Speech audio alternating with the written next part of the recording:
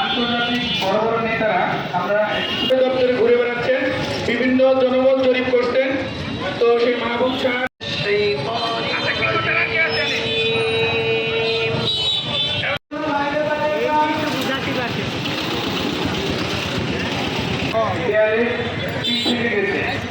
যাই হোক, আজকে মানববন্ধনে এই মানববন্ধন থেকে শুরু করে আমরা পিছনে যত আন্দোলন সংগ্রাম করছি, মানববন্ধন কোনো সমিতির ব্যানারে হচ্ছে না। আজকের মানববন্ধন কোনো দাবি আমাদের শুধু দাবি নয়, এটা আমাদের অধিকার।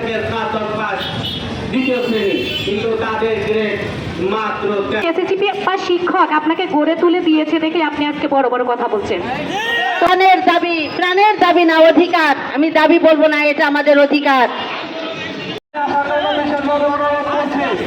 আমরা ডিসি অফিসের মতো